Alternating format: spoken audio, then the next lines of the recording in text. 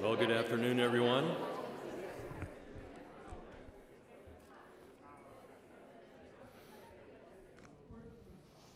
Thank you for coming out. It's a pleasure to welcome you all to our event this afternoon. Just a few housekeeping items.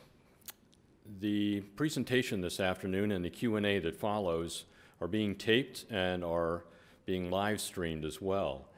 And so when we get to the Q&A portion, I'll be walking around with a microphone. This is really so that the folks who are listening at home or in their offices or will be viewing them later on, it's a chance for them to hear your question as well. As a reminder, following this open forum and this afternoon, the evaluation process will go live as well. You'll find a link on the website where the candidates' information is located and an opportunity for you to provide feedback. The search committee will very much appreciate your feedback, your comments, and that will help inform us, help inform the president as he makes his decision on our next provost. With that having been said, Professor Charles Tabor is currently the Vice Provost for Graduate and Professional Education and the Dean of the Graduate School at SUNY Stony Brook University on Long Island. It is the Sea Grant University of New York and a member of the elite AAU universities. Stony Brook also partners with the Department of Energy to manage the Brookhaven National Laboratory and has operations in Southampton, New York and in Incheon, South Korea.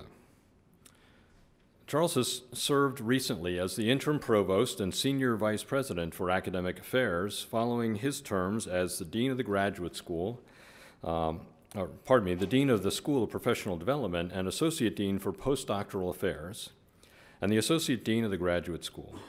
He's risen through the academic ranks to become professor of political science and has served for 16 years as the director of the Laboratory for Experimental Research in Political Behavior at Stony Brook. Professor Tabor has numerous books and peer-reviewed articles and invited lectures in political science, political psychology, and political behavior. He has received numerous awards and recognition for his accomplishments in research, teaching, and diversity, including 3 Best Book Awards from the American Political Science Association, the SUNY Leadership and Diversity Award, the Stony Brook Student Life Award, the University Scholars Program Service Award, and the National Insight into Diversity Giving Back Award. He was also recognized by the Family Residences and Essential Enterprises of Long Island with the Community Impact Award. Professor Tabor earned his bachelor's degree at East Tennessee State University and his master's and PhD from the University of Illinois at Urbana-Champaign in political science. He's attended training programs in assessment and accreditation by the Middle States Commission on Higher Education, the Alan Alda Center for Communicating Science, and the SUNY Diversity in Higher Education and Executive Leadership Academies. Ladies and gentlemen, it is my privilege and pleasure to welcome Professor Charles Tabor up to the stage to talk to you about his vision for a model of the 21st century land-grant university.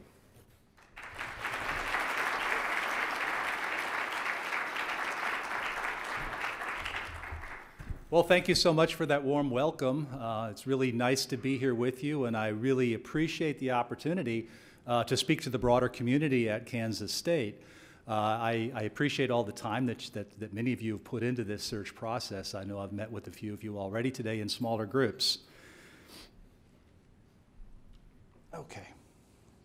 So I thought I'd start by introducing myself a little bit more completely, although briefly. And it's important to start really with the formative experience that I had growing up in the developing world. I was born in Central African Republic and lived until the age of 16 in various West African countries. The significance of that for me was really that it instilled in me a very deep appreciation and understanding of the role of inequality, economic and political and social inequality in driving conflict and the effect that that has on preventing people from realizing opportunities. This sort of experience, I remember very clearly as a child, thinking about the ways in which we had extreme poverty and extreme wealth side by side in the developing world. Now, this experience really led me to my interest in an academic career in political science and in the social sciences. And at the University of Illinois, I developed an interest in, I already had an interest, I did research in the developing world, the role of inequality in political conflict, and that's really the first 10 years of my research career. I then shifted into an interest in public opinion and political psychology with a particular focus on American politics and the inequalities within the American political system, including race in politics and the role of poverty in American politics. So I've been a faculty member at Stony Brook University since 1989. My entire career has been there. Stony Brook, as was said, is a Sea Grant institution, which may sound strange at a land grant institution, but it's really picking up on the mission and ideas that stand behind the Sea Grant mission, the land grant mission, and extend it to the need for supporting the community in the Northeast and in the Long Island region in particular. So I'll talk a little more about that coming up. I've been an administrator since 2008, going through a series of increasingly responsible positions. I held this position of interim provost for a period of time. And found that challenge to really be interesting and rewarding, and that led me to be interested in a provost position, but only at institutions that I thought were a good match for my particular interests and values. And I think that K-State really, as a land grant institution, and with the particular connection that you have with the community in Kansas and the community right here, is exactly, a match with the sort of values that I have. I articulate my administrative philosophy right here in terms of 3 basic principles. I am very transparent and open, and I believe in collaborative processes. I believe very strongly that we need to inform decision-making with evidence, and I'm a quantitative social scientist, so it's no surprise that data-informed decision-making is the approach that I like to take. I also believe that you need to align all of the processes across the university, from resource allocation to hiring practices to recruitment and enrollment management. All of these processes need to serve the basic values and mission of the institution. That may seem obvious, but it has really been surprising to me in my experience in administration how often there's a mismatch between the way in which we do things, our processes, and the goals that we want to accomplish. So we need to be very mindful about how we do that. So very quickly, I want to talk a little bit about the mission and the development of the land-grant university. As you know, this was really a democratizing response to the elitism of higher education in the early 19th century. The problems of accessibility and the fact that universities and the knowledge that was conveyed and the discoveries that were made at universities were not permeating the community in any practical or direct way. So the land-grant mission, as created initially in the 2 Moral Acts, was the idea about connecting the university to its community. Okay, connecting a university in terms of access to learning, access to the knowledge generation at the university for the communities and the common man, the common person. Okay, this sort of an ethic has become the backbone of the public higher education system in the United States. The specific connection to agricultural science and the connection to the practical arts was really expanded by the Hatch Act of 1887 with the development of the Cooperative Extension Services. And that really put into place this extension idea that brought the university's knowledge in a direct way to the community. I want to note the funding for this sort of an approach really came through the land grant mechanism in which the federal government granted land to the states, which they could then sell to pay for land grant universities, and in particular to endow this sort of an activity. So this is very important. There's a funding model that was focused on public support for this public benefit, okay? The second moral act, and I want to call this out, was also very, very clear that these funds couldn't be distributed to campuses that enrolled on the basis of race. I think that's an important point in the history of the development of land grant institutions, because it is a very early indicator of the importance of diversity and inclusion and the service to the entire community within the land grant movement. So the land grant mission is straightforward. There's a teaching mission, a research mission, an extension mission which extends the knowledge and opportunity of the university to the entire community. There's a service and leadership component, and then of course diversity and inclusion. And I want to, and this graphic right here, I pulled off your webpage. You may remember this or may have noticed this before, but I think it's a great sort of representation of the research and extension part of this mission. I'm going to talk about each of these missions in particular. Starting with the teaching mission. So the land grant university has a very important access and opportunity component to its mission. It's this democratizing force that I talked about before.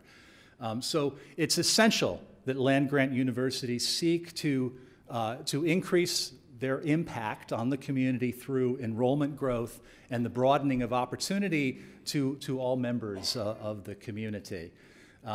It's essential, secondly, that we increase and protect the value of our undergraduate, graduate, and professional programs. It's essential that we remain affordable.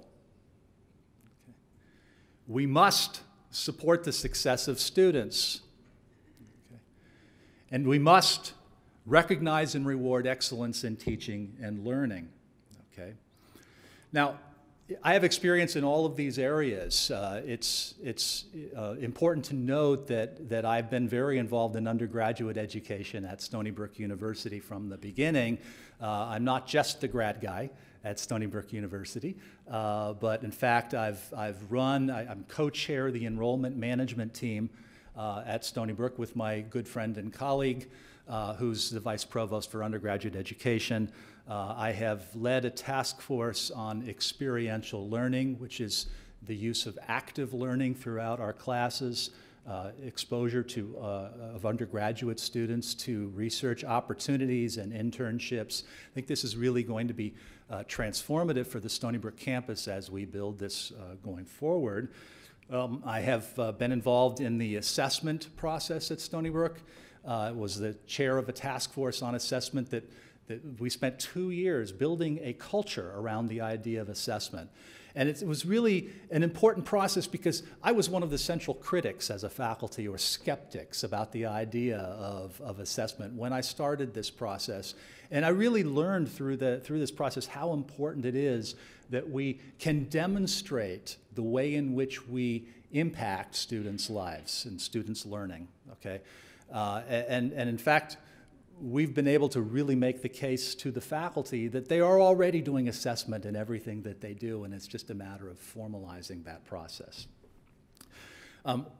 We also need to explore new academic programs that can bridge our strengths to the needs of the community. I've been very involved in that at the graduate and professional levels at Stony Brook, creating many new programs that build to the needs of the Long Island community. In the area of research, the land grant university has a very key mission in generating knowledge that can be put to practical use, but also basic research. So we need to increase the impact of our basic and applied research across all broad fields. This is an important endeavor of all research universities. It's something I've worked on very, very closely at Stony Brook University. We need to discover opportunities for interdisciplinary research clusters. Some of the most impactful research that we can do is interdisciplinary research. At Stony Brook, I was the architect of and the prime administrator behind a cluster hiring initiative in which we hired 250 net new faculty in research clusters. Now, these clusters came up through a grassroots approach in which we solicited input from faculty across Stony Brook University. They proposed potential research clusters, interdisciplinary groups, where they were able to argue that if we added faculty in these particular areas to the strengths that already existed at Stony Brook, we could really have impact in some new area that we currently weren't having impact. This was an enormously successful program that is showing some dividends in terms of research volume coming out of that. We also need to reduce barriers to proposal submission and grants management. Frankly, as a PI, I have often found that one of the biggest impediments to growing research at my university, Stony Brook, is just how hard it is.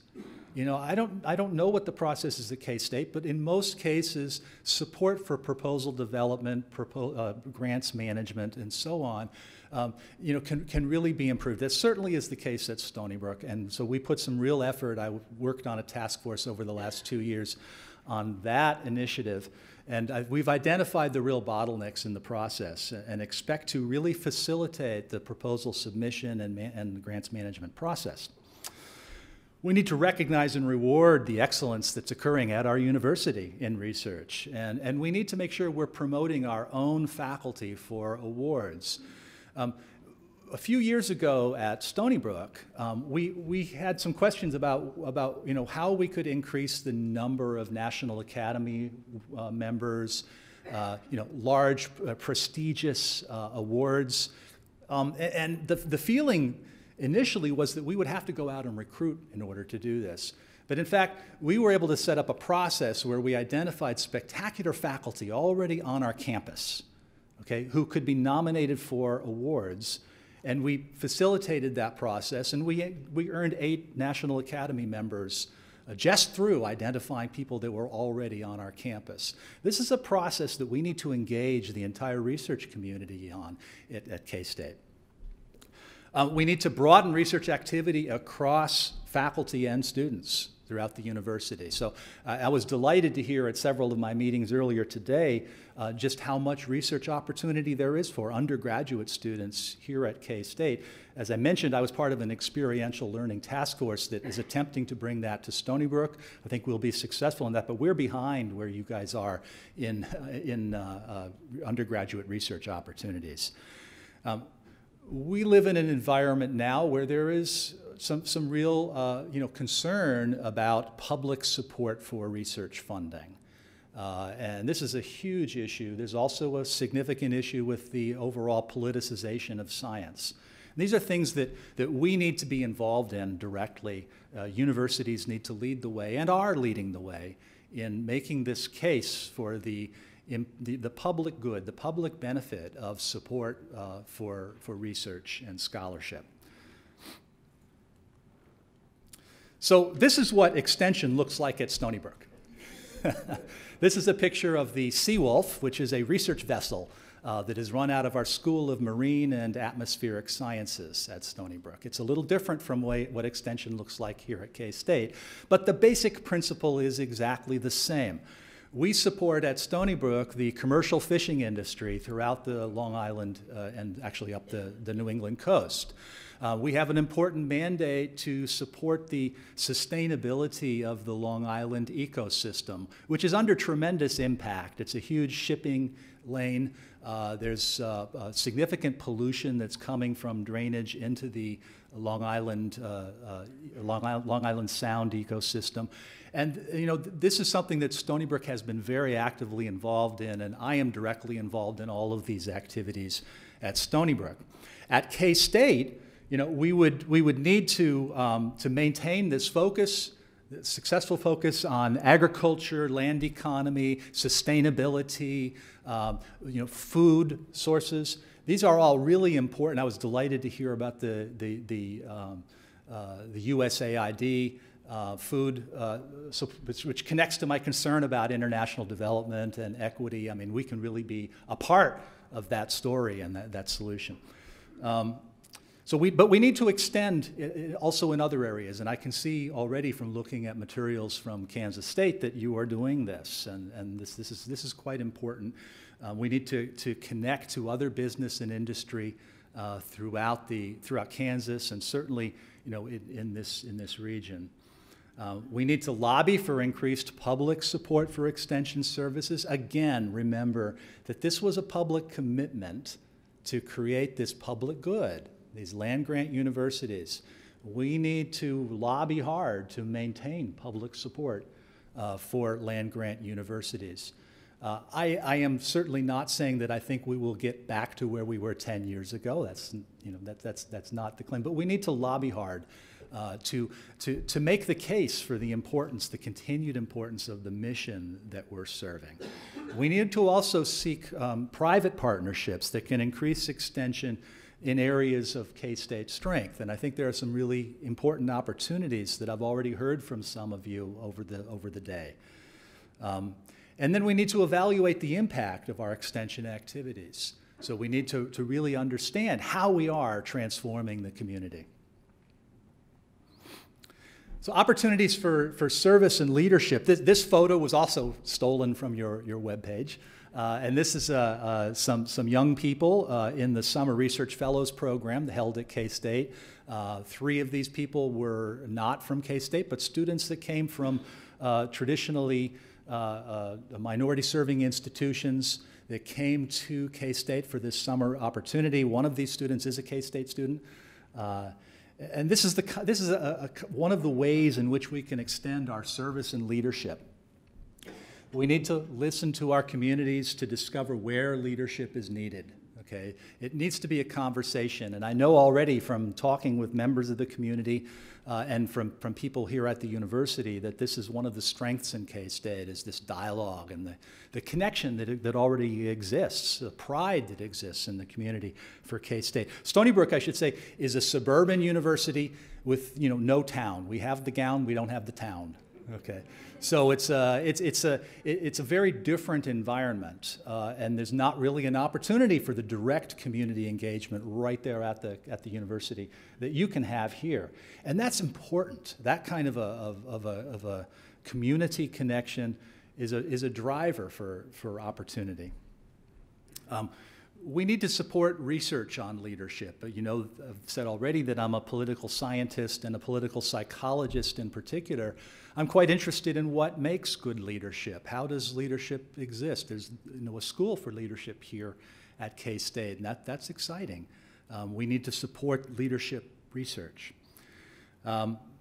We can look to private funding for some of our leadership programs. As an example here that I've found from the research I've done on K-State, these kinds of partnerships I think are real opportunities for the university to expand its role in community service and leadership.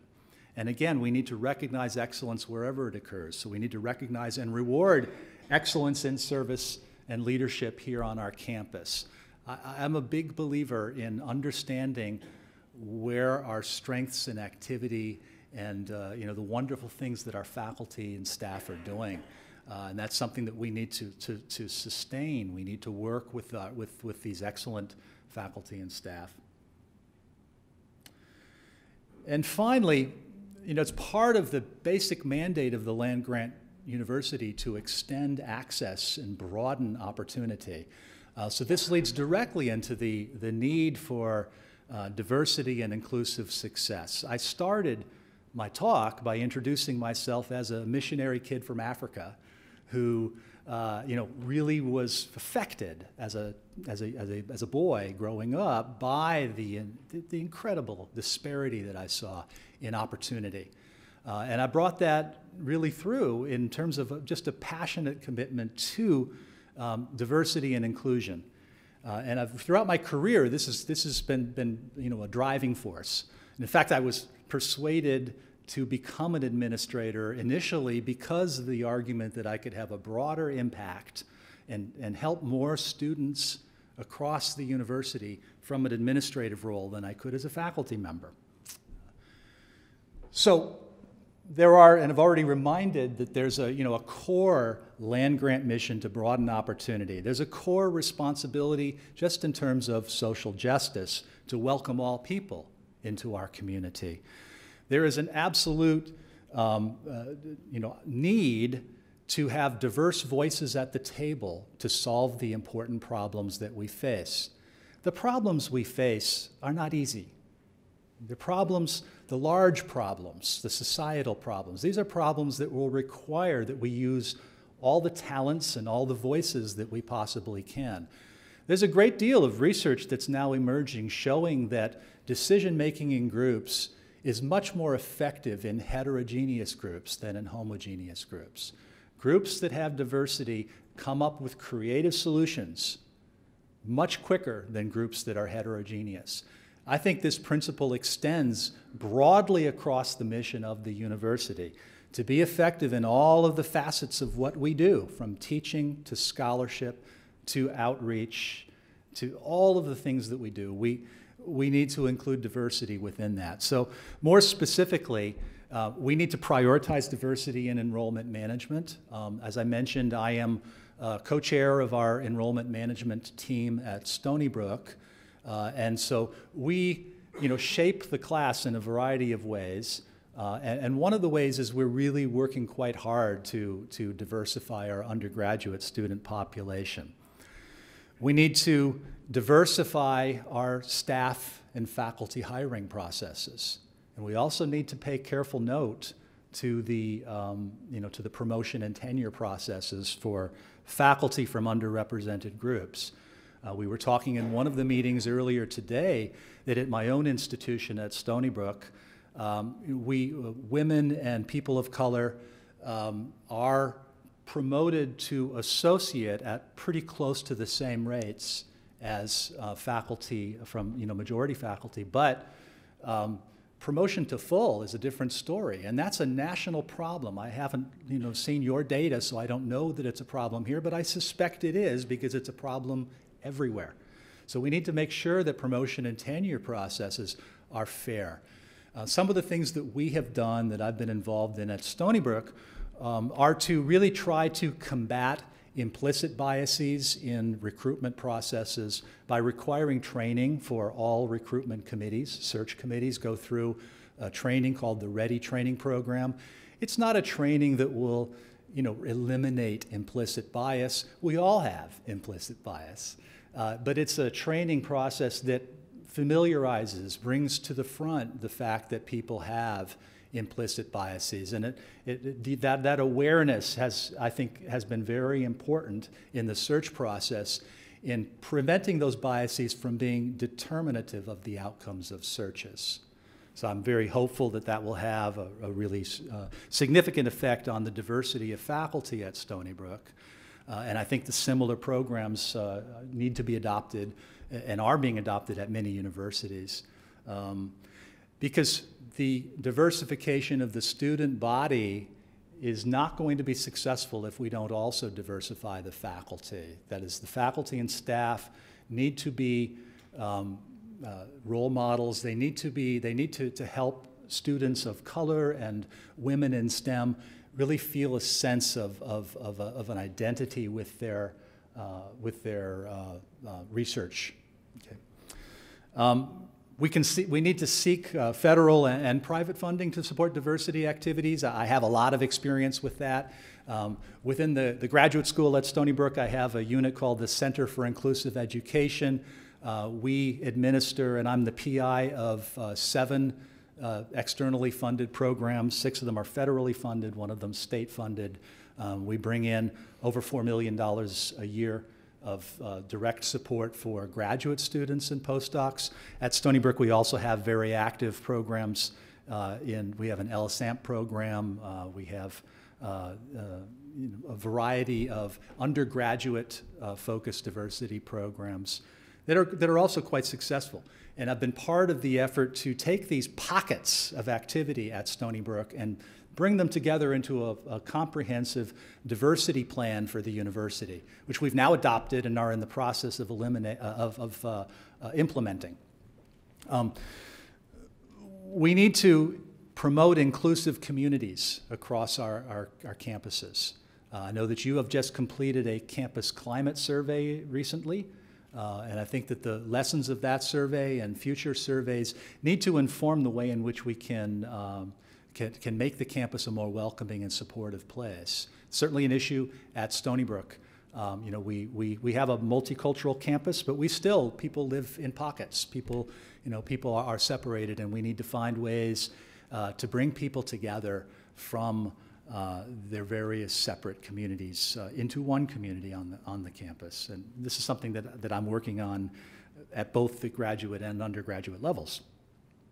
And the final point on this slide is it's important that we instill a growth mindset throughout our community. Now, this is a very simple notion. It's based on work by Carol Dweck and others that some of you may be familiar with, which is that one of the impediments for people of color, women in STEM, is that they feel like imposters often. They don't feel like they really belong. And the problem is that many people in our communities have a fixed mindset, the idea that intelligence and abilities are a fixed quantity and that one can't improve or increase through education and effort. Okay? And this sort of a growth mindset has been found in many contexts, including research that we do at Stony Brook, to be integral to the success of students when they are, especially in very challenging environments. So think students that are in a very tough STEM discipline. They look around them, they see no faculty of color, they see no faculty that look like them, and their professors are telling them, well, you know, you might not have what it takes to make it in this discipline. And so we need to work on that. This is something that we have done at Stony Brook, I think, quite effectively. So what are some of the broad challenges that I see? I haven't talked about money at all, but money is obviously one of the biggest issues that we face in public higher education, and certainly in land-grant institutions as well. So, you know, state support has declined. We need to find ways to diversify our funding sources. Excuse me. And I think that K-State has done some great work in advancement in some areas, which I think is going to really help this university. But we need to really, you know, work on our financial support, both in terms of lobbying for at least maintained, if not increased, public support, and in looking for other sources of support, including tuition dollars, including advancement. We need to change perceptions of higher education, and this is connected to the first point. So we have, you know, the conversation on public higher education is dominated today by cost and by the concerns about debt, and these are very real concerns. Okay? But the part of the equation that tends to be lost is the value of higher education and the public benefit that comes from higher education. This is what we need to really work on. We need to change these perceptions, and we need to recapture the conversation that has been largely lost to concerns about debt and cost. We need to address enrollment challenges. All of us face these challenges. At Stony Brook, we do still have increasing enrollment, and, you know, within reason, increasing enrollment is a sign of health. And we need to work on that, and, you know, find ways to attract students from all parts of the community. We need to promote student success. We have at Stony Brook many different programs to support undergraduate student success. I'm involved in several of those. One of the big challenges that we have in particular is a problem with the male lack of success at Stony Brook. We have a significant number of men on our campus who are not making it to their second year of college. So we've really tried to drill down into the data, talk with people, and try to find out what the reasons for that is. We need to promote efficiency and the value of our degrees. This is part of that earlier conversation. We need to become efficient, and we need to stay affordable. We need to turn this culture of discovery on our campuses to the issue of becoming better at what we do. And we have a real problem with reduced research funding and the politicization of research that I talked about before. So these are broad challenges that we face at all of our institutions. So in summary, my model, my idea of a model land-grant university is one that promotes excellent, valuable, and affordable educational programs for the members of our community.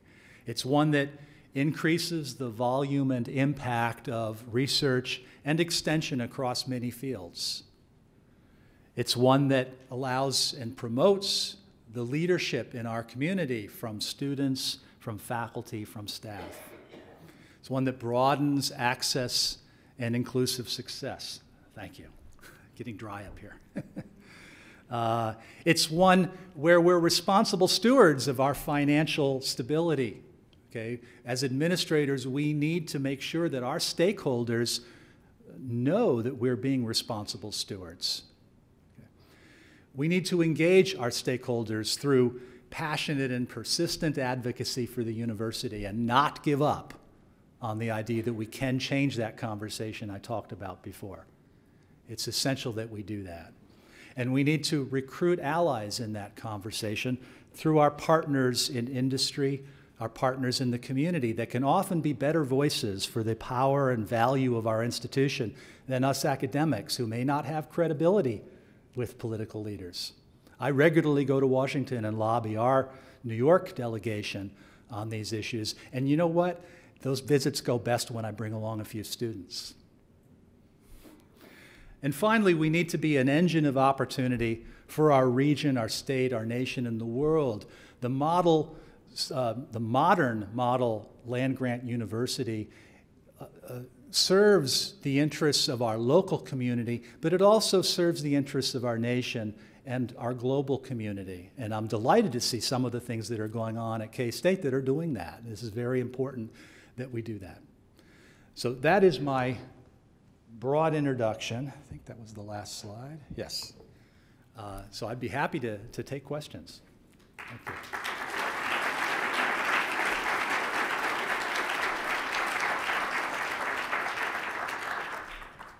So thank you very much for a fabulous presentation. We will open it up to the audience for questions. Just to remind the audience that please wait for me to come with the microphone. We have folks who are either watching this live streamed or we'll see it later on being taped. So please give me an opportunity to get to you. Questions? Jana. Thank you. Welcome. We're so glad you're here. Thank you so much. I'm the director of the Teaching and Learning Center at K-State. I'm Jana Fallon, and I liked your references to teaching. And one of our former provosts, Jim Kaufman, made the statement that teaching and learning is the core mission of any university. And of course, I love that, and I want to keep that going. It was the first on the list. And you were talking about lobbying. I think we need to lobby for good teaching. And if people see their children, their kids learning, it's very powerful. And K-State has many wonderful teachers. But I'd like to know what you've done in your position with teaching and learning opportunities for teachers. So there are several different ways in which I've influenced teaching at Stony Brook. First, in my role as Dean of the Graduate School, I have taken very seriously the idea that we are training the future teachers of the professoriate. And so at Stony Brook, we have very stringent requirements for teaching practicum and exposure. We have a Center for Teaching Excellence that provides pedagogical support for graduate student teachers as they're developing their skills in teaching. And I think that's so important. In terms of my role with the faculty, I've been involved in several schools in developing faculty resources to support online education, online teaching, which is, of course, a very different set of skills, and it really needs to be acquired. It needs to be acquired. You can't just put your course on Blackboard and hope that it'll be successful. So I've been very involved in that process. It was mentioned that I was the Dean of the School of Professional Development. That was a short tour in the School of Professional Development that was, my role was to fix a broken school. One of the elements of that was that the quality of instruction had declined greatly. And so we put in new standards, and we provided support for the faculty, who in that school were largely adjunct faculty. So they were people that we were really, really needed a lot of support from the institution in many cases. I have a broad experience in terms of undergraduate teaching from my role as interim provost. So one of the things that I did in that period that I was interim provost was increase the number of recognitions and awards that we give to teachers on campus, including, shockingly, we had awards for teaching for tenure and tenure-track faculty. We didn't have awards for teaching for contract faculty or adjunct faculty, which is not a huge number at Stony Brook, but they're often the front lines of many of our courses. So that's something that I put into place, is a set of recognitions for excellence in teaching. So you saw that throughout my presentation. I mean, I really do believe very strongly that the talent that we have among our faculty and staff must be nurtured, must be recognized, and that's something that I've really sought to do throughout my career. Thanks. Thank you. I'm Karen Peterson, Dean for Global Campus, and you just mentioned online education, so I want to go there for a second. In 2017, a study conducted by the Chronicle of Higher Education of provosts across the country indicated that 82% of provosts said expanding online programs and offerings was an area of growth on their campus. So I want to have you share with us your experience with online education, and do you see that as a growth opportunity for Kansas State University?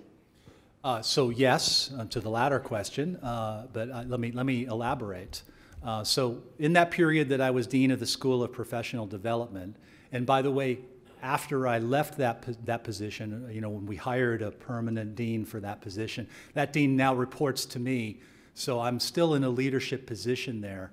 And that school, which is our professional development, continuing education, adult learning arm, also was the area at Stony Brook that supported the majority of our online education across all levels. So just the historical idiosyncrasy at Stony Brook is that online education developed in that unit. As we were expanding online education, in particular for undergraduate students, it was filtering through the School of Professional Development. And we took a very strategic approach to that, where we wanted to start by identifying the places where these opportunities would have the greatest impact. So, for example, we identified high enrollment courses that were gatekeeper courses for majors and things like that. So we started at the course level. Then we started to move into developing online programs, full-fledged programs. And at the undergrad level, we developed a couple of online programs. We're not as far along as you are in this. From my looking online, you've had some really rapid growth in this area. This is important for our ability to promote the mission of access and promote the mission of impact in our learning across our community. So, how can we do that? One of the main ways is through online education. So I absolutely believe that we can have a major impact in that way. In my other responsibility in the graduate school, the programs there have been slower to adopt online education, but we are now starting to get some proposals coming from faculty, and we are soliciting others. I just started a process to take our MBA online, as an example. So things are growing at Stony Brook, but we are not as far along in the online space as K-State is. Again, welcome. I'm Jan Middendorf. I am Associate Director of one of the 4 innovation labs, the Feed the Future Innovation Labs. And so the beginning of your talk in relationship to your international background is really exciting to hear about. But given the increasing need for international research, what do you, and especially in regards to the global food systems, what do you see the role of the provost in supporting international research?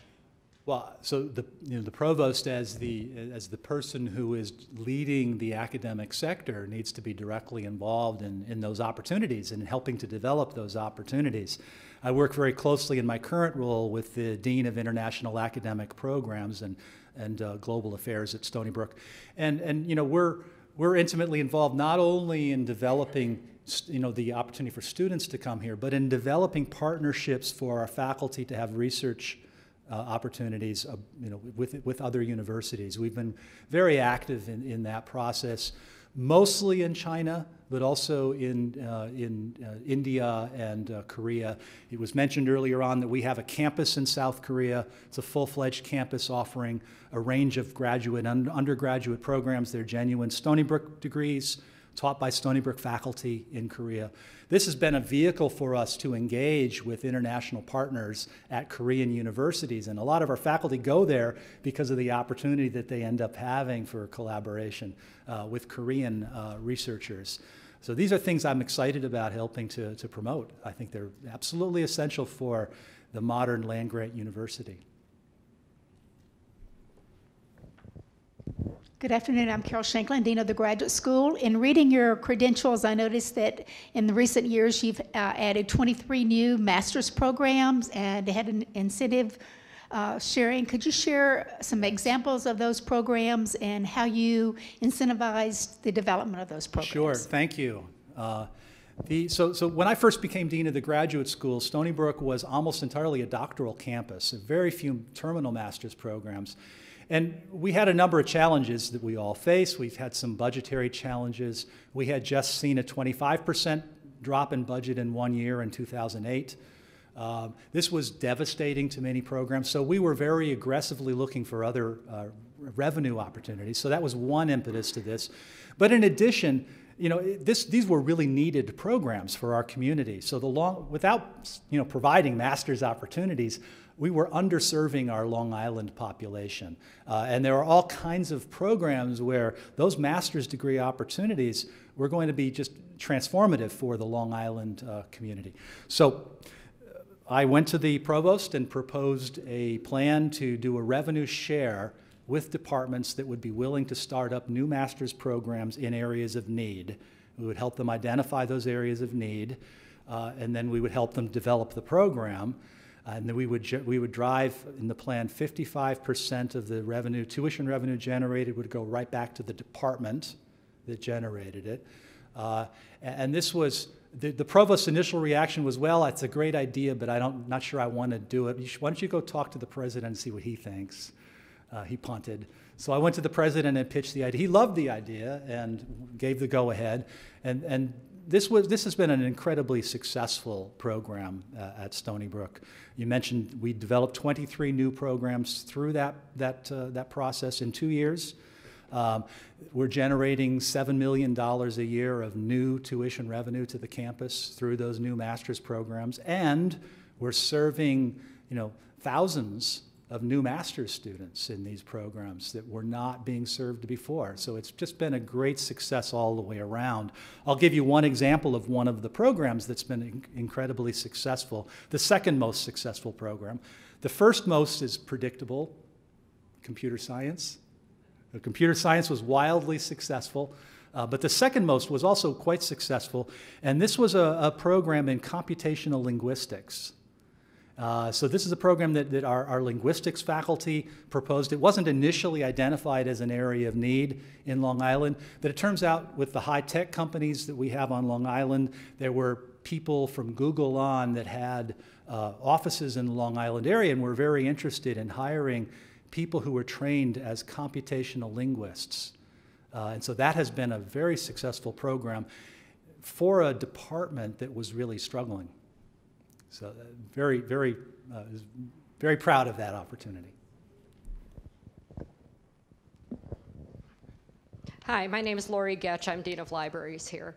I see from your cover letter that you have been involved over the past few years with a hybrid model of responsibility-centered management, and you may be aware that we are Yes. Headed down a similar path. Mm-hmm. Could you talk a little bit about that transition at Stony Brook, maybe what some key learnings were from that experience, and any potholes we ought to try to avoid?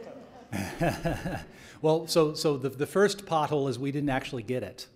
Okay, so let me explain this process. In 2014, I was asked to serve on a presidential task force to explore a new budget model for the university. I was one of the leaders of that task force, and our mandate was to explore the range of budget models that were in use at public universities. And we actually traveled around. I went to Michigan, others went to other places, and we studied their budget models.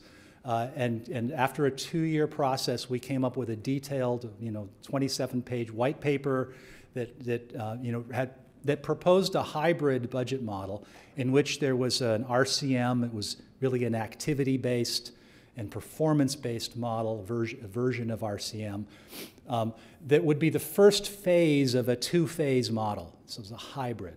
So the first phase was, this is what Michigan does, first phase was the model uses a number of basic measures to predict or suggest budget allocation in particular units based upon their performance on these metrics. Okay. The second stage is a group of people, okay, that would be drawn from across the university. Okay, so it was a representative group called the Budget Working Group, and this group would review the output from the RCM and would modify it within certain limitations, okay, where necessary.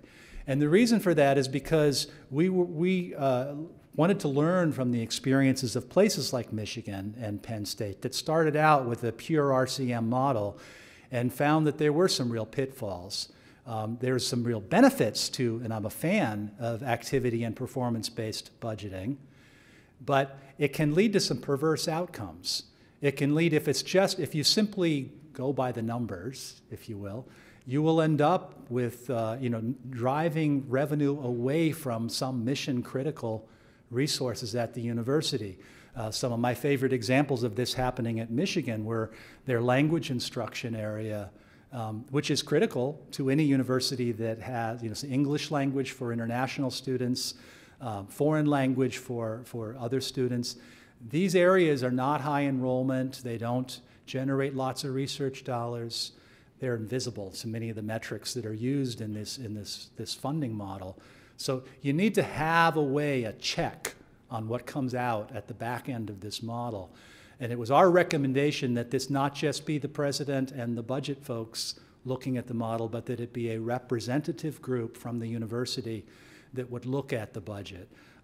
The president looked at our recommendations and thanked us and declined to implement them. So we still today have an incremental budget, which is historical rather than strategic. And I think it's been a disservice to our university that we did not adopt a form of a hybrid RCM model. I have a question from the audience at home. Let me frame it for you. According to the job description, one of the responsibilities of the provost will be to develop creative strategies for enhancing the diversity of faculty, staff, and the student body, and creating a welcoming an inclusive and supportive environment for all members of the K-State community. I know you touched on some of this during your presentation. The question asks, however, as such, could you please discuss what you have done to further your knowledge and understanding about diversity and inclusion, and how you've demonstrated that kind of learning throughout your lifetime and your career? I thank the person for that question. That's a great question. As I said before, this is a passionate commitment of mine from very early, and I really have sought to educate myself about the issues here. I've been to numerous professional development seminars and workshops, and I continue to participate in the SUNY Diversity and Leadership program, where now I'm sort of an instructor. I'm someone that helps SUNY faculty and administrators to improve their understanding of the issues involved in diversity and inclusion. I've continued to work on that throughout my administrative time in ways that I've already described. But the most recent example of that is I'm one of the architects of our diversity plan, which was made public last year. And I was asked to do it because of the successes that we'd had in the Center for Inclusive Education. I don't want to take all that credit because those folks are incredible that run the Center for Inclusive Education. And I work closely with them on all the programs that I was describing earlier, and in particular the development of this CIE, Center for Inclusive Education community, that provides social and intellectual support for underrepresented scholars in the Center for Inclusive Education. So this success at the graduate level was one of the pockets, one of the bright lights on campus. And there were several others, the EOP AIM, the LSAMP I was talking about earlier. And we pulled the people together that had success in diversity and created a public diversity plan, which then we had a full year of comment from the faculty and staff and students on that, modified the plan again. We've recently hired our first chief diversity officer at Stony Brook, and I've been advocating for that for a decade, actually. And we finally now have our first chief diversity officer whose task is to implement this new diversity plan. And I'm very excited about that. I think it'll be transformative for our campus. It's going to build on all the strength that comes from the multicultural character of Stony Brook University to create a unique experience for our students across all levels. And it's going to be wonderful. I think there was a question over here. Ah, sorry. Thank you. Good afternoon, welcome. I'm Kent Glasgow with K-State's Institute for Commercialization. Sort of going back to your political science foundation. Last fall, Gallup released a national survey that they've done for many years. I'm doing this from recollection.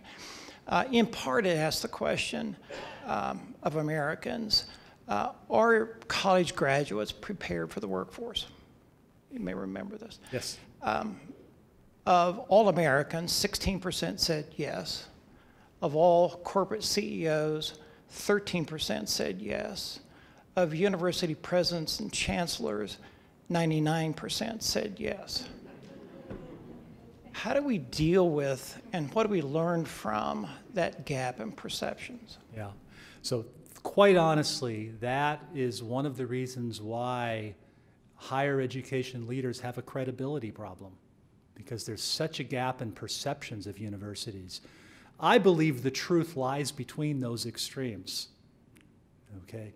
The truth is certainly not, that we do not provide opportunity for students.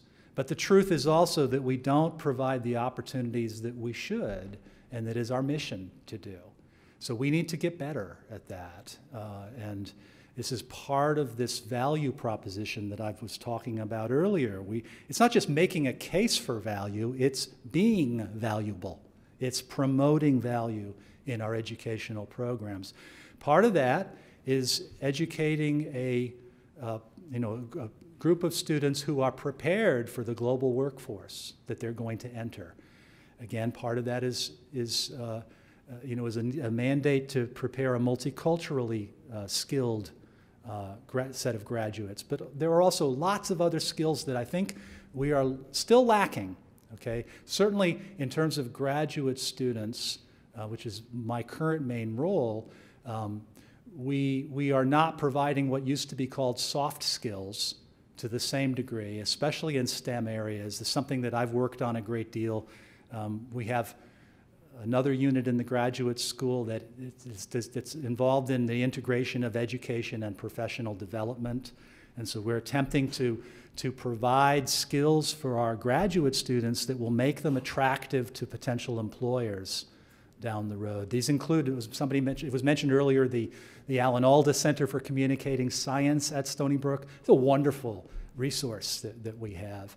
And you know, I have made it a mandate that all of our graduate students would receive training from the Alda Center, because it just transforms their ability to speak. It transforms their ability to communicate and connect with audiences, and that's such an important skill in the workplace. Our next step is to try to expose undergraduate students to the training in the Alda Center, and that's something that we'll be working on going forward.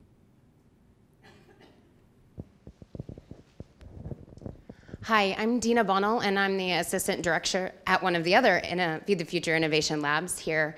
And you mentioned the politicization of research, but our state and national policy impacts our campus in a lot of ways, and the work that we do, from how trade policy impacts producers here in our state and the way that goods flow across our globe, all the way down to, you know, what our gun policy is here on campus. And so I'm curious as to what you think a public university and the provost's role is in not just requesting budget, but trying to influence policy at the state and national level that impacts our lives and the work that we do. In fact, we'll be doomed to failure if all we do is ask for money. So we really need to show that we are leaders in our community by leading on these important issues. And it's really the skills and knowledge of the faculty, students, and staff at an institution that are, you know, critical to leading this conversation. The provost's role is to articulate, you know, what is important about the university in addressing these kinds of issues. So it's not just science policy, as you said, but, you know, certainly, you know, policy on intellectual property, you know, the legal climate for intellectual property and patents and so on. This is, you know, this is an area where increasingly universities need to be, you know, need to lead, because if we leave it to others, it will not be a hospitable environment for the commercialization of the discoveries that occur on our campuses. You know, we have a lot of that at Stony Brook. You know, we have a very active engineering school, as you do as well. You know, you know, probably our most productive area is in biotechnology and biomedical engineering, and these areas, you know, are producing all kinds of discoveries that are patentable, and now the university needs to be involved and understand the ways in which to protect intellectual property rights for faculty, help faculty, you know, and for the institution. Okay, so there's lots of areas. You mentioned gun policy. You know, this is a concealed carry state now, so this is an issue that I've read a lot about but haven't personally experienced yet. New York is not. You know, so I think these are things that the provost needs to marshal the voices of campus to address. Okay. Hi and welcome again. I'm Olivia Ballman. I'm an undergraduate student here involved in student government, and my question is regarding your experience with students. At K-State, we have a really strong shared governance structure between faculty, staff, students, and administration. So I just wanted to hear a little bit more about your work recently with student leaders, or maybe during your interim provost position. Yeah, that's a great question. You know, so I'm very committed to shared governance, have been for the entire time when I was a faculty member and then an administrator at Stony Brook. The governance group that I work with most closely in the graduate school role is the Graduate Council, and I, you know, have a very close working relationship with them. More generally, at Stony Brook, we have a unified university senate, so faculty, staff, and students are all represented by one university senate. It is not, in my opinion, the ideal arrangement, because in fact, as you can imagine, student voices and staff voices to some extent are lost in that, where faculty tend to dominate our university senate. So I prefer the arrangement that you have here. I've been intimately involved in all of this I was asked to lead a task force on the effectiveness of our master's initiative, what we just talked about earlier. Legitimately, the University Senate was asking questions about the value of these degrees. And they had concerns about whether the administration was really just trying to raise money and whether these degrees were actually valuable for students. And so I was a co-chair of that, along with a faculty member from the Senate, of an investigation into those degrees, and they was strongly supported.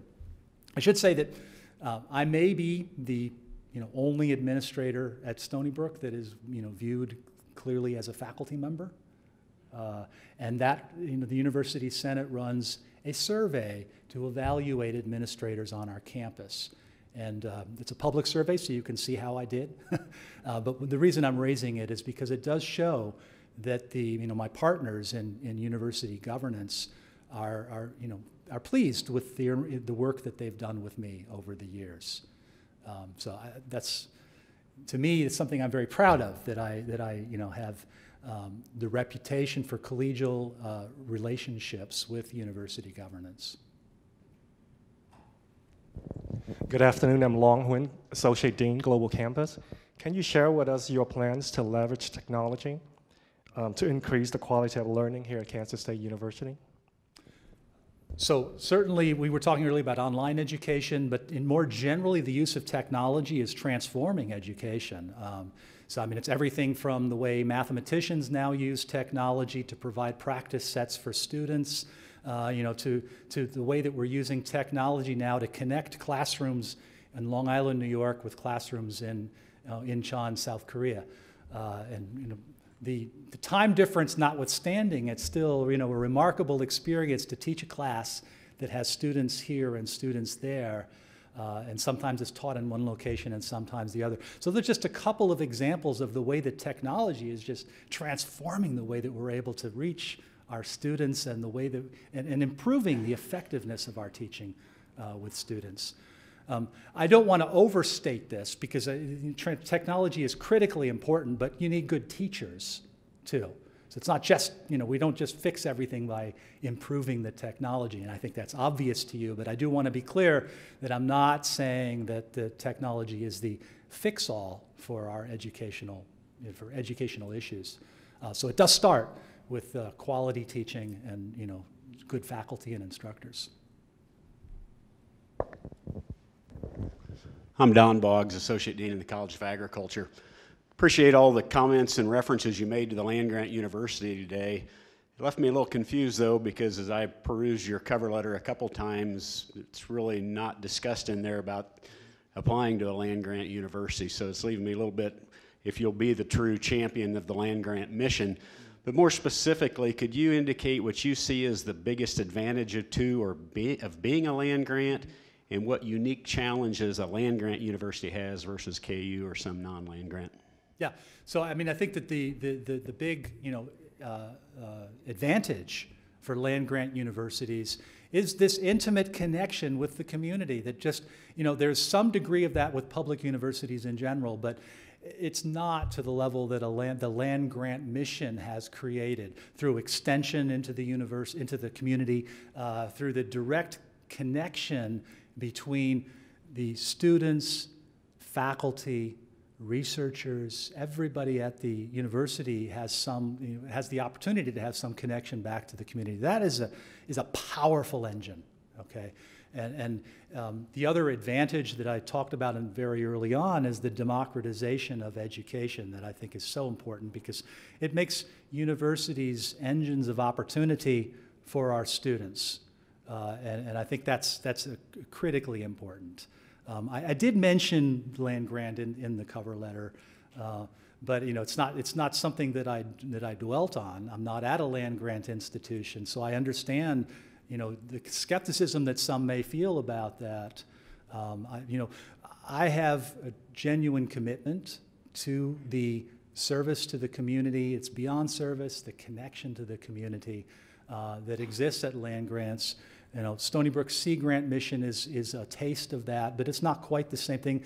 We started in 1957, so we do not have the history that K-State has in this, and history is important because that history provides the long connection between this institution and all of the things that it does through extension across the state. So it is in fact an important thing to me. When I went on the market, because I was interested in provost positions after my interim stint at Stony Brook, I was only interested in institutions that I thought were a match for my particular passions. And it just seems to me that Kansas State is. I wasn't sure until I came, to be honest.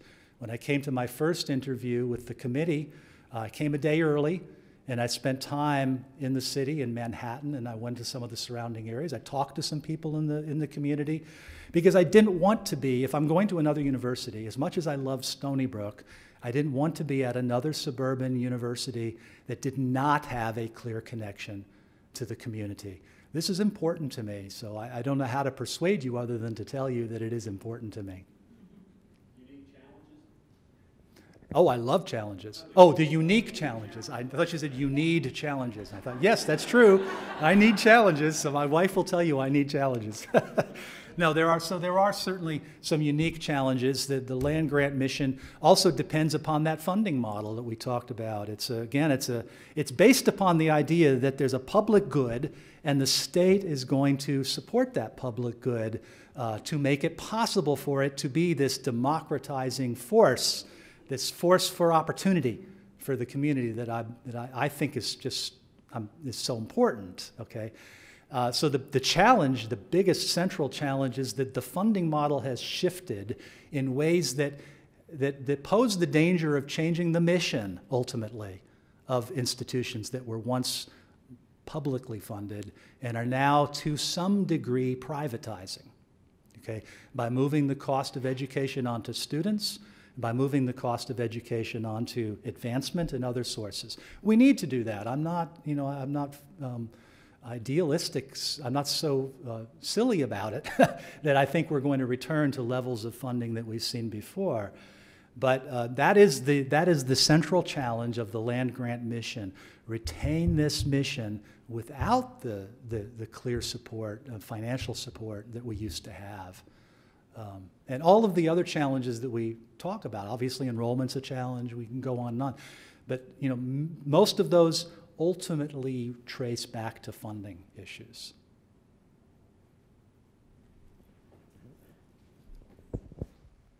Good afternoon. I'm Elizabeth Dodd. I'm in the Department of English. And I have a land grant question too.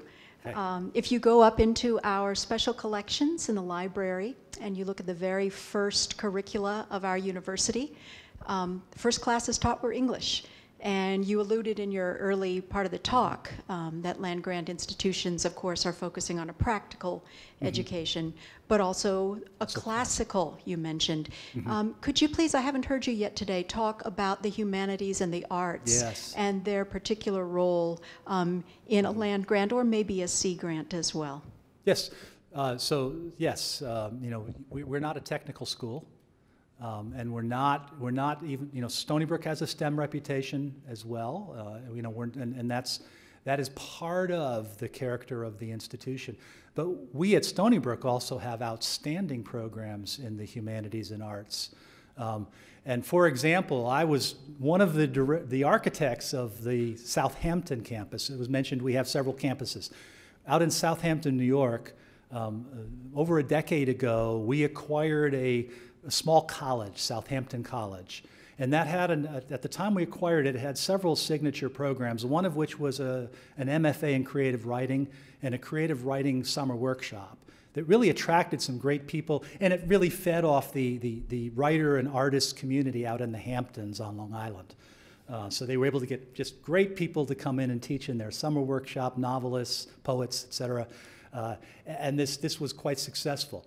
When we acquired Southampton, we fortunately decided to keep that program as a Stony Brook program. We kept the faculty, we kept the head administrator, Bob Reeves is his name, he's a very good friend of mine. And Bob came to me and asked, what can we do with the Southampton campus? Can you help me, come up with a plan to use the Southampton campus in a way that would benefit the performing arts in particular, okay, and the creative arts. And so the two of us brainstormed, and we decided we would try to turn the Southampton campus into a graduate campus for the arts, okay? And so we proposed this, and it was approved. And we created 2 new MFA programs, an MFA in digital film and an MFA in theater arts. And those programs are sort of the core of this graduate arts set of programs out there. We had a real difficulty with finding a funding model that would work for that campus. And so the second step that I helped Bob with was he had friends in the artistic community, a number of whom had a lot of money. And so Bob and I talked to some of these people and ultimately landed some very large gifts that were used to endow that campus, which protected it from the vicissitudes of state budgeting. And that, I think, was quite important for that group. In fact, this year's Stony Brook Gala, which is the big event for Stony Brook each year, is focused on the Graduate Arts campus and is honoring Dorothy Lichtenstein, who is the wife of Roy Lichtenstein, a well-known American artist who lived out in the Hamptons and who contributed $5 million to this Graduate Arts campus. And she's been a great benefactor for that group.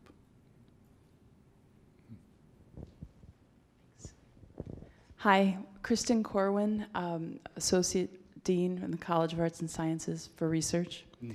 And I noticed you mentioned a couple times today your research team cluster hiring. Yes. And I gather that was happening at Stony Brook even in a time of declining budgets. And so I'm wondering if that were to happen here at K-State, how do you balance that opportunity to grow in areas of excellence against the sometimes desperate need of departments to replace key faculty who are teaching courses no one else can teach, or a key researcher in a long-standing grant, or other needs? Yes, so the provost at the time, who asked me to help with the cluster hire initiative, and I designed that process, as I said earlier, his ambition was to hire 250 net new faculty. And in fact, we did, and it was wonderful for the campus. It did leave us a $26 million debt that we're now dealing with. So but there were 2 parts to this faculty hiring plan. The part that I was most directly involved in, as I said, was the interdisciplinary cluster initiative. And that was about 175 of the lines. About another 75 lines were set aside to deal with strategic hiring in areas of need across the university. And so these were also used, so there were certainly replacement lines as well.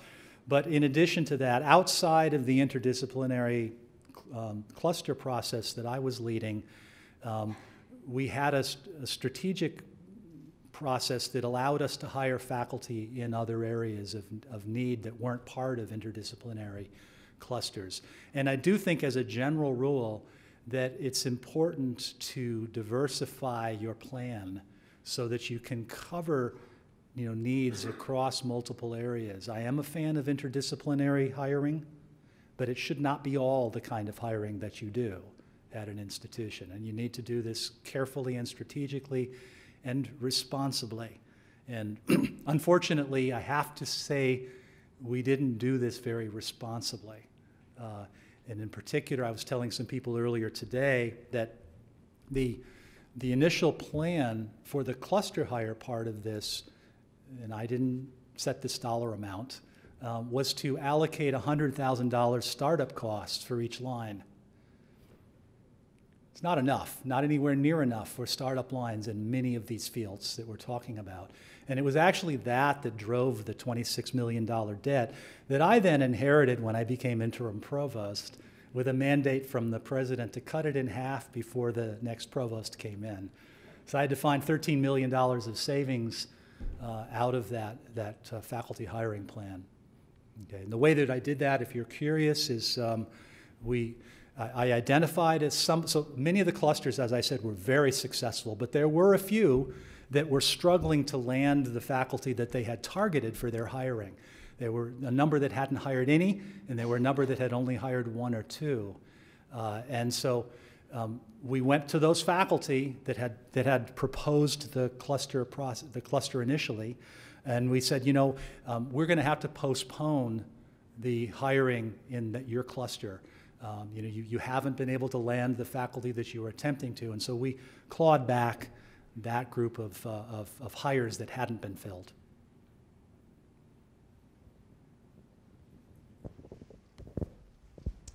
Hi, I'm Allison Wheatley. I'm Assistant Dean of Students in the College of Arts and Sciences.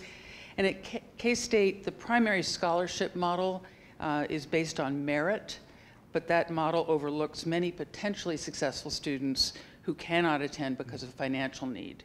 How might you put your democratization goal into play with less merit-based and more need-based scholarships? Yeah, so I mean, I do think that affordability is absolutely critical to the mission of a land-grant university. So I would certainly advocate for need-based support. To some extent, K-State is in a better position than Stony Brook is in terms of things like the size of your endowment, in terms of things like annual giving. And I know this isn't a piggy bank, but I do think that there are opportunities to do student support through advancement that can really address need. And that's by the way, in my experience, is a pitch that is relatively easy to make to some alumni and people who are familiar with the institution. So support for need-based programs is absolutely essential. Stony Brook has a character of, the history of Stony Brook is that it was an open enrollment institution when I first came, and its mission was to serve the New York metropolitan area and downstate New York for all students who completed a high school degree in the state of New York, but particularly focused on that region. And so there were not admission requirements, and the tuition was very, very low, and there was a great deal of need-based aid. We lost some of that character when we went AAU, and I'm happy that Stony Brook, joined AAU. That was a good thing for the university. But that's something. All of these changes, all of these decisions have an impact on the character of an institution. And so this definitely had an impact on Stony Brook's admission patterns. Okay. Just recently, the governor of the state of New York, who I think is probably going to be a presidential candidate coming up, made a big splash by announcing the Excelsior program, which is a new free tuition program for all SUNY campuses. So this is a return to genuine affordability. It is focused on the middle class, so it goes all the way up to incomes of $120,000. People who make $120,000 or less, their children can have free tuition at any SUNY institution. So it's a very significant program if it's effectively implemented. The big challenge that we are all facing on SUNY campuses is, of course, there wasn't adequate budget for the vision of this plan, a plan of this magnitude. So we're scrambling a bit to meet the mandate of this great new idea without adequate support.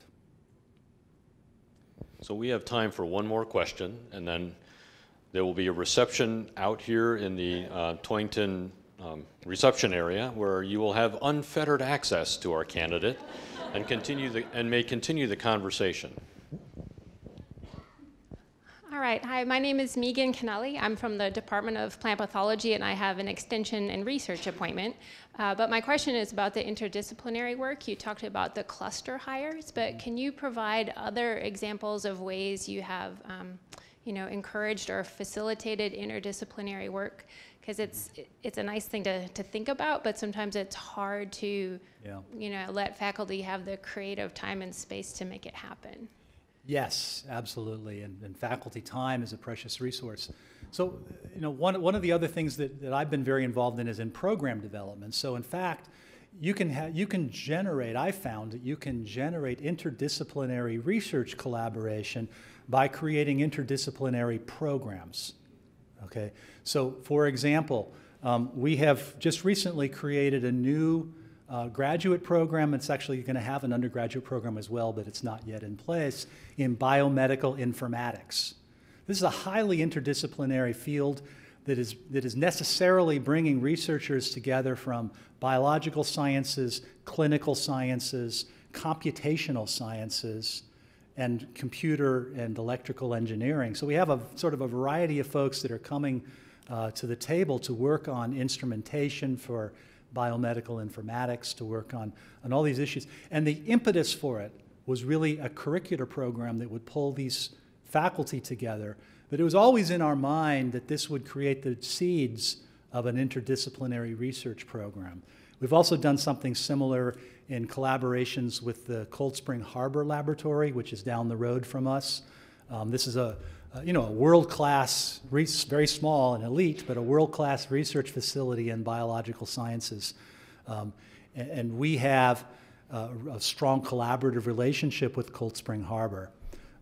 And this, we drew in some of the Cold Spring Harbor faculty to work with our faculty in interdisciplinary ventures by creating an interdisciplinary program, a curricular program that some of their faculty participate in, some of ours do. It's offered on their location and our location. And so again, I think developing programs can be one way of doing this as well.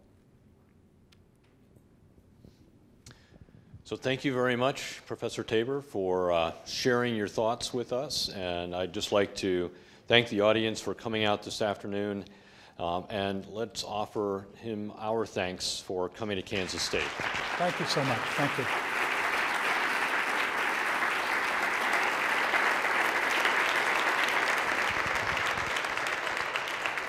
As I mentioned, there will be a reception out here in the hallway following this, and just to maximize confusion, our next candidate will be coming in tomorrow. Our open forum is not here or at this time. It is at 1:30, and it will be over in what's called the Forum in Rainier Hall. Looking forward to seeing you there. Thank you.